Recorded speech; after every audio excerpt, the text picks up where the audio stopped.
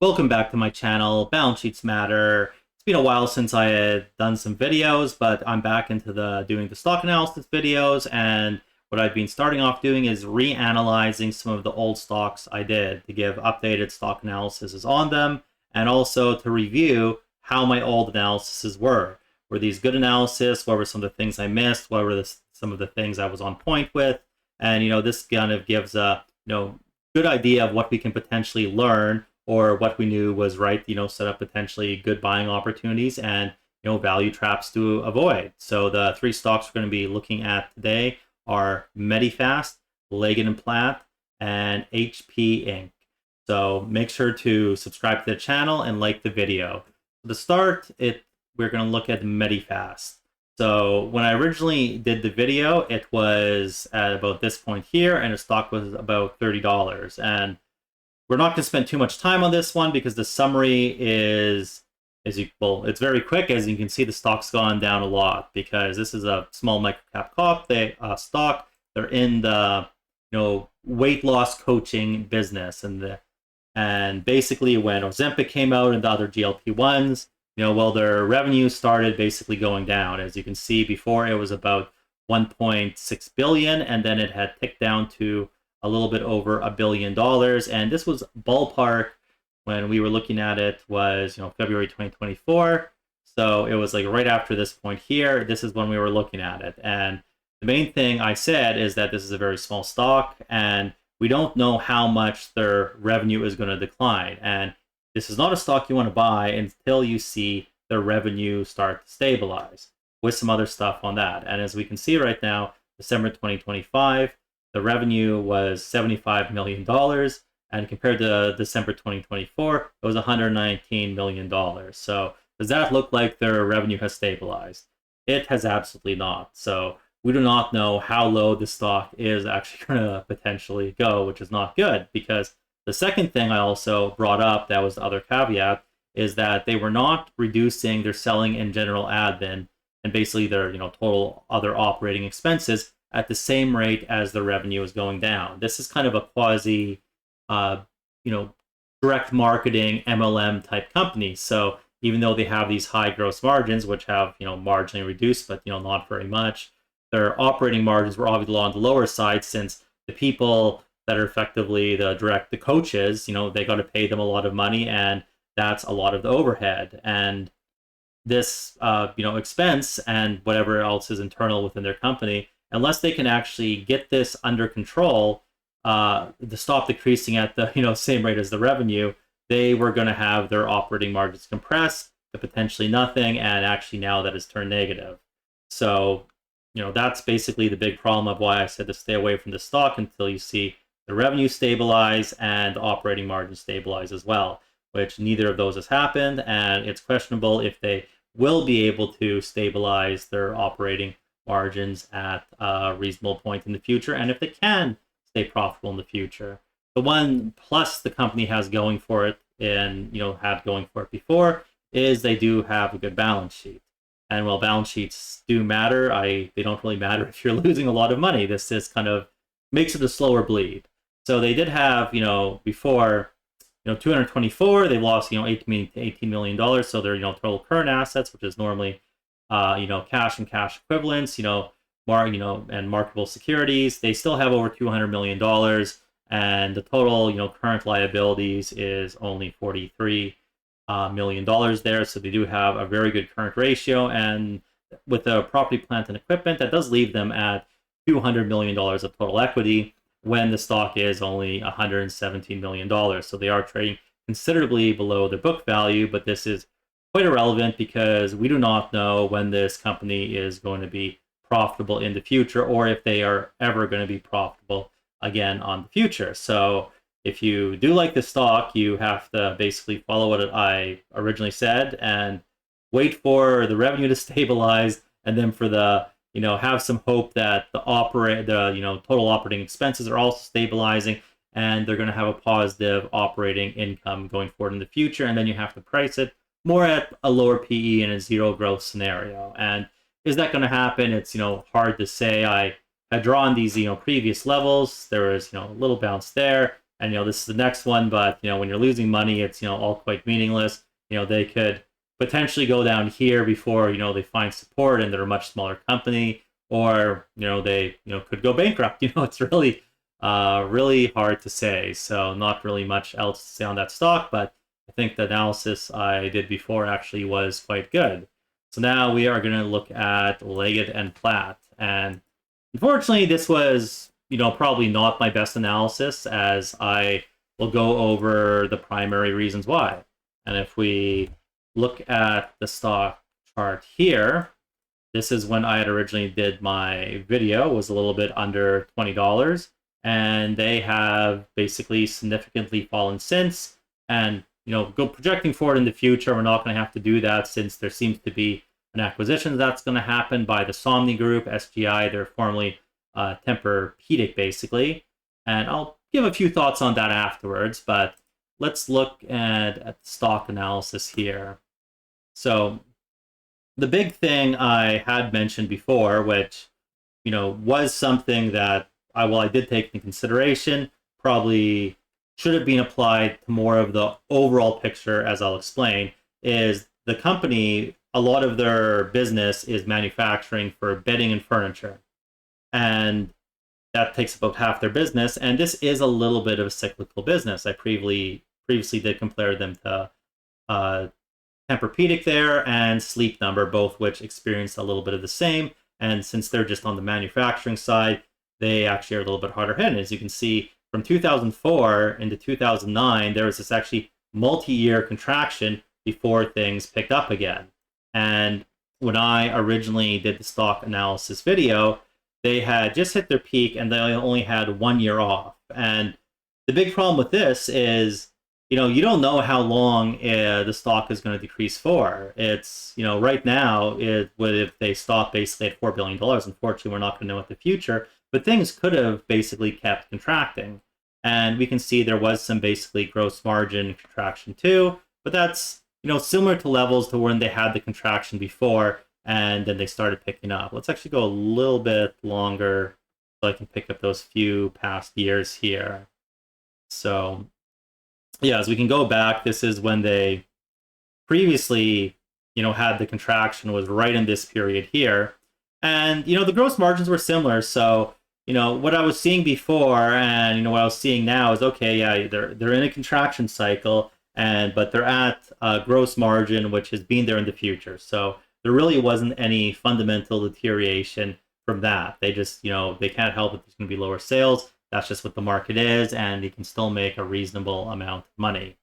But the problem is also with that is, again, like I was saying for MediFast, and I say for a lot of stocks, well, it's good you maintain your gross margin. That's one thing, kind of spot if there's a problem, there's deterioration in the company's fundamentals.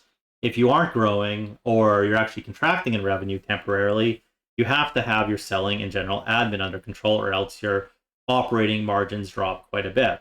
And if we actually look at this now, this actually was a little bit more of a problem. And their, selling and general admin expenses actually have ticked up since I did the video, putting even more pressure on their operating margin, down to about 5-6%. And in comparison to the past, this was one of the lowest levels. Well, in December 2008, after 4 years of contraction, they were 6.35%, but it's actually a little bit worse now. So this was a little bit of a warning sign, because when we did do the video and we did have these numbers back here, we could see that this was potentially at a low around here. And the problem is there's only 1 year of contraction.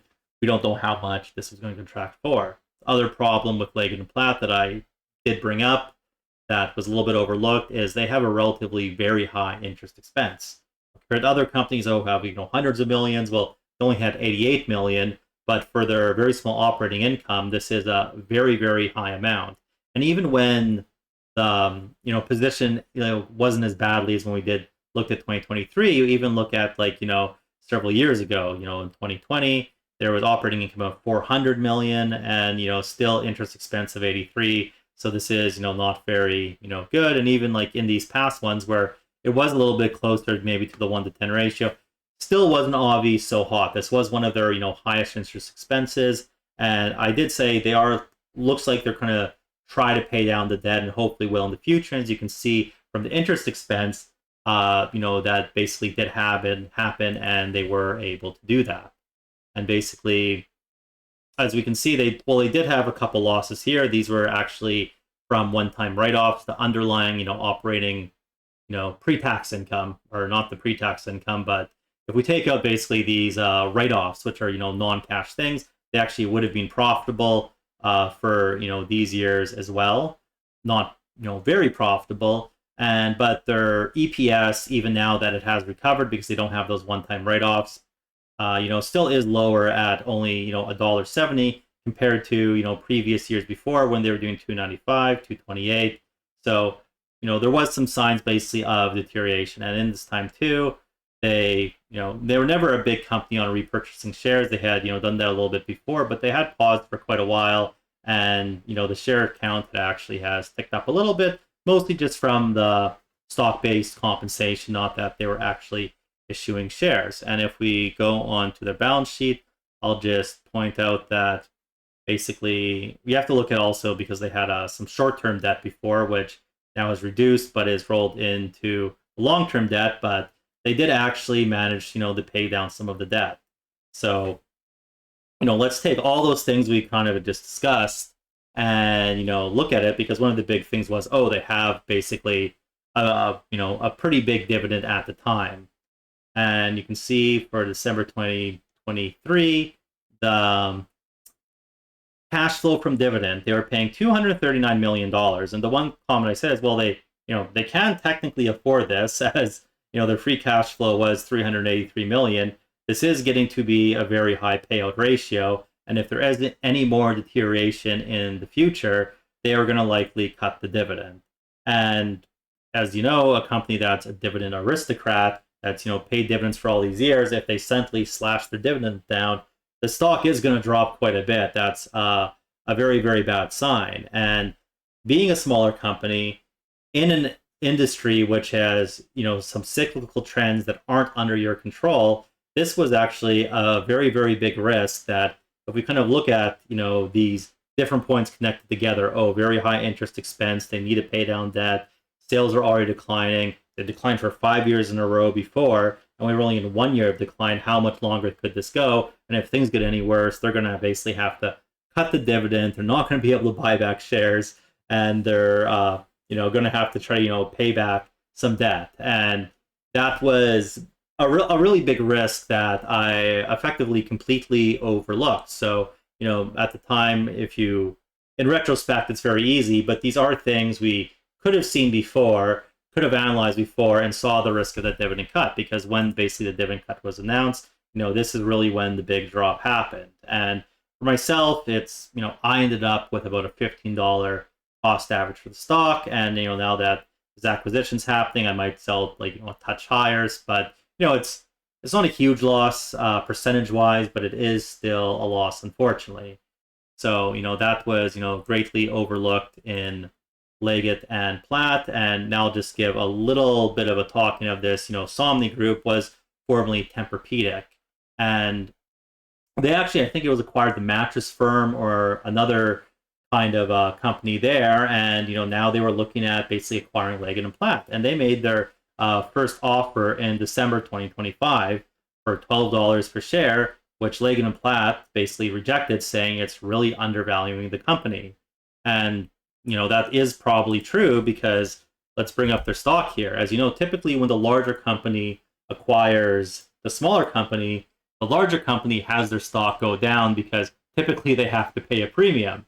Well, that didn't happen for them. Their stock actually went up today, or today when I'm actually recording this video, even though it's going to be posted a few days in the future, kind of hinting that, they really probably got a pretty good deal. Because the other thing is Leggett and Platt is a manufacturer for Somni Group, aka, the Tempur-Pedic mattresses there. So, it's very possible that, Somni Group actually did put a little bit of pressure on Leggett and Platt that, if they don't go through with accepting their acquisition, hey, they just may pull their business away. And for Leggett and Platt, which was already experiencing some declines, Somni Group is about, 7% of their overall business. So, we don't know actually if the acquisition will go through, because Somni Group now has a really big, but they like apparently are 80% of the mattress market now in the United States. So the regulatory bodies might reject it, but considering this now, which was we didn't know in the past, this actually regardless is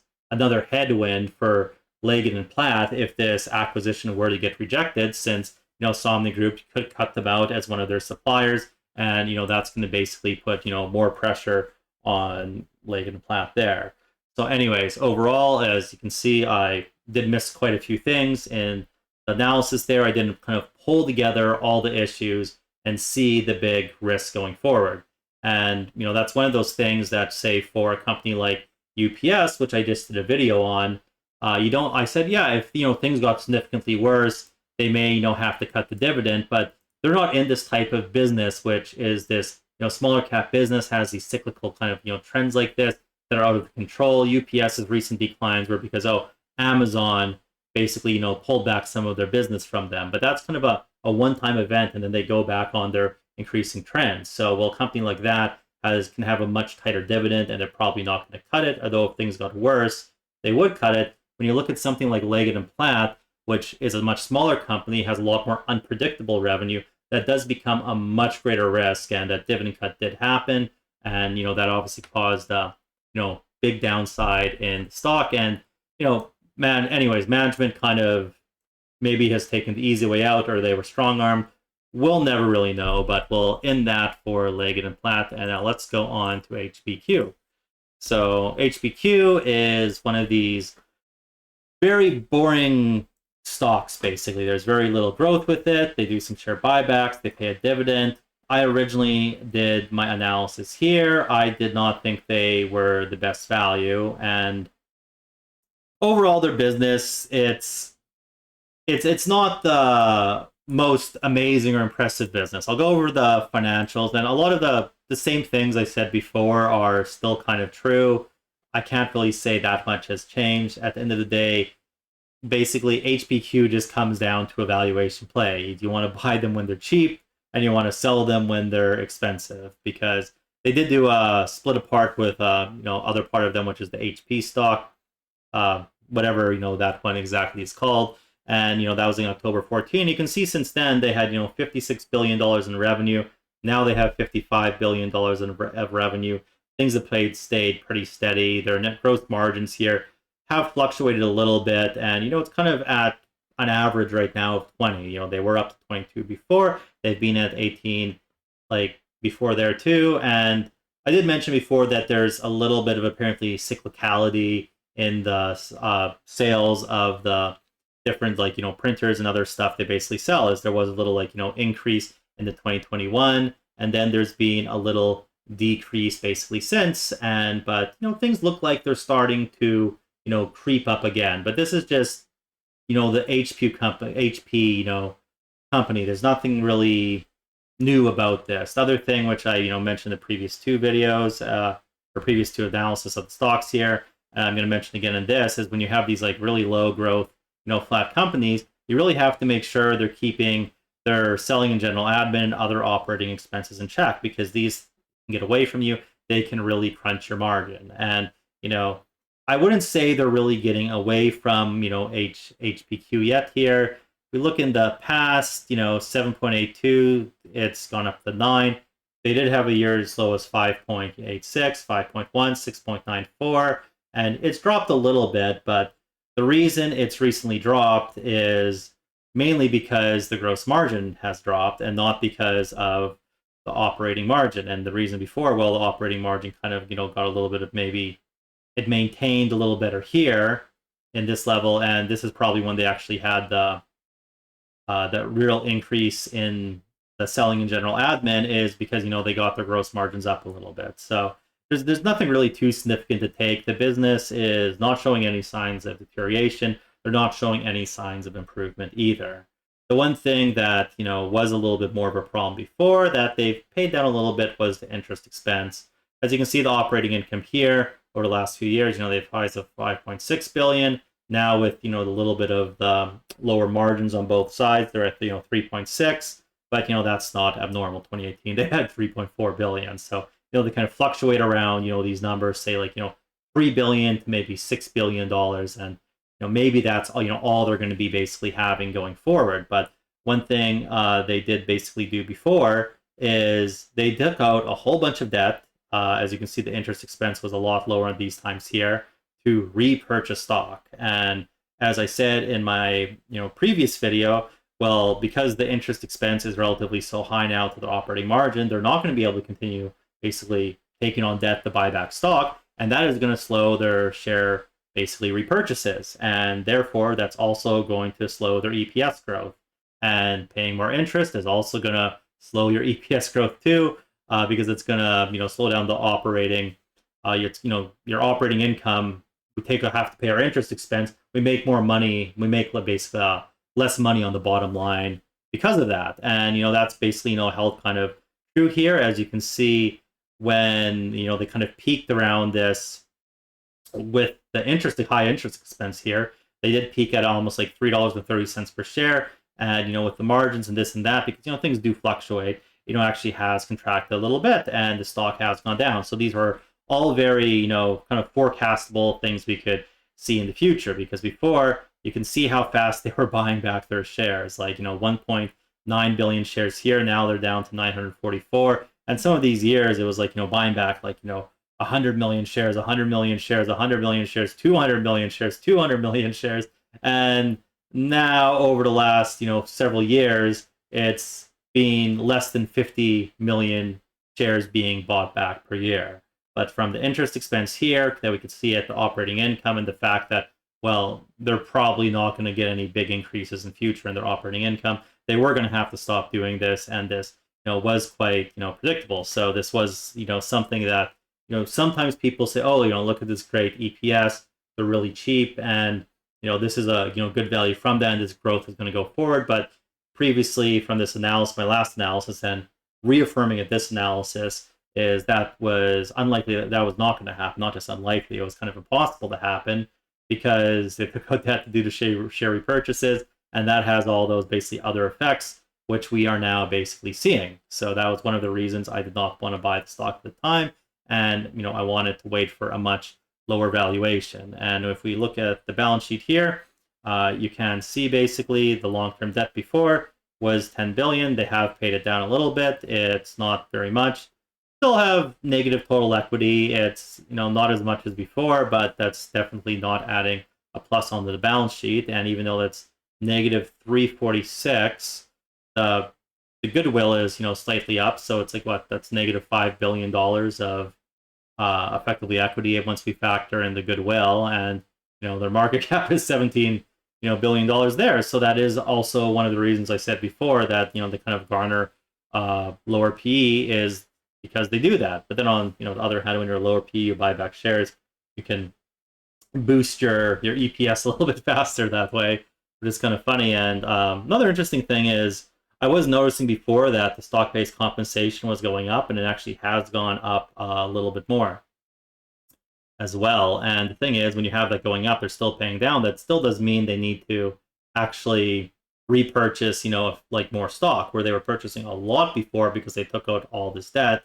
Now their share repurchases are way down, and only just basically covering, plus a little bit more, the stock-based compensation. Then you also add in the fact that, again, companies never like to cut their dividends. It's like, they always do it at the last possible moment when they're, actually in trouble, when they should have done it earlier. They have a dividend, of just over $1 billion here. If you add that into the stock, the share repurchases they're doing, they're kind of probably committed that they're going to, hey, we're going to be putting $2 billion into repurchase of stock, and, basically paying out the dividend. So, that's is very maintainable for them still. They could actually even have their free cash flow contract more and still easily be able to pay that. But that really doesn't leave much money to do other things if they want to do, like acquisitions, or basically pay down debt. And let's just look at you see the net issuance of debt here. They had one year that they paid some back, and they just stopped. So I don't really know. It doesn't really look like they actually have a big intention to pay back a lot of debt right now. They kind of want to keep that going, but that's just how HPQ kind of runs its company. So these are all kind of, similar things from before. I don't see any things have changed on the fundamentals, really positive or negative. It's just, continuing with the previous trend before, which can be good. I'm going to bring up the revenue with estimate here. And as you can see, they actually are expecting revenue has started ticking up a little bit. And they're expecting it to be like up the flat, which, that's actually like, not bad for them. HPQ, this is, actually a good thing. And EPS here, you see the EPS thing is interesting because they're actually expecting this to increase. And in the previous analysis I did the 2 years ago, they were not expecting the EPS to increase. And I find this interesting since this really can't be driven much by share repurchases. So maybe with a little uptick in revenue, what's going to be happening is they're going to be getting a little bit stronger margins in the future. Maybe this is just what the analysts are seeing. So, this is actually a positive revision to the EPS and the revenue compared to, 2 years ago. So let's take those away. Another thing is we'll bring up the dividend yield. And a lot of my videos, I do show that, sometimes whenever the dividend's high, it's like that does indicate, oh, the stock's really low. When the dividend's high, you can buy it, and it's a good value. And previously, just let me remember exactly when this was. This was basically the very beginning of 2024. Go back, let that load up, and this was right around here. And you can see in the this burgundy line, the dividend did look actually relatively high, but I did mention for a variety of reasons. One of them being that we are in a higher interest rate environment now, and when you look at a stock like HPQ here, that really doesn't have any growth, you do have to start comparing it more to a treasury for the yield you're going to get. So even though it looked like actually this could be, a good dip to buy, I did not actually think it was at the time for that reason, because, the treasury yield actually I think was pretty comparable at that time. And to take on the risk of the stock, you need a higher yield. And, that's basically what happened. Now the yield is 6%. So this was quite expected, somewhat what I, forecasted. And basically the stock has come down to $19. So let's go to the chart here. And I originally in my video said I would start maybe getting interested, but I'm not a big fan of HPQ under $25. When it hit $25, I still just was not very interested in it. But now that it's under $20, I am finding this actually a lot more interesting and a lot more attractive stock. And I have started taking basically a position here, because if we go back to our interactive chart here, let's bring up the price to sales ratio. One of the things I do like to look at, and put this to a 10-year. And before, when we were looking 2024 around right here, you can see the price to sales, it wasn't, super low. It was just kind of this mid-range here, average value, not really, a deep value. But now what we're looking at here, we're actually looking at the lowest value in quite a while. Remember, we can't look too past from 2014, but if you look at the value here, this is comparable from when they did their split apart of comparable lower values in the historical past. So I think that does lean that it is actually looking more attractive of a value now. And if we bring up the PE ratio, or the PE, the problem is when they have these, like I said before, they kind of artificially boost EPS for various reasons. You can't always trust it 100%, but they are effectively trading at a 7 PE now. And if we take out this one little weird event there and look at other comparable times, this is a little bit in the lower range of the prices basically for HPQ. So I think my original analysis, when, basically I'm not interested here, I wanted at least, 25 or lower. I'm not a huge fan of the stock.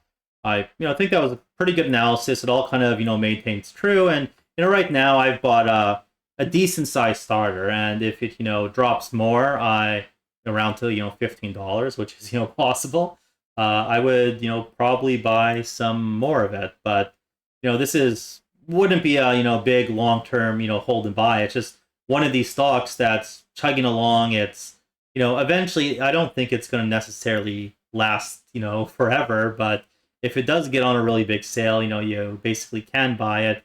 They do have a 6% dividend yield right now. There is going to be a little bit of share repurchases, and especially if interest rates, come down or something, which is possible, it's going to be a good chance for the, stock price to increase. And, from $19, even just getting back to the all-time highs here, that actually, almost gets up to 100% gain. So even though I'm not a big fan of, HP here, HPQ, I, still do think it's a good value. And I think my previous, stock analysis saying it wasn't a good value up here, pretty accurate. And, we'll see if it's going to be a good value here or not. So anyways, make sure to subscribe to the channel, like the video, you look at the past stock analyses to see what I said before and see what I am saying now. And I will see you in the next stock analysis video.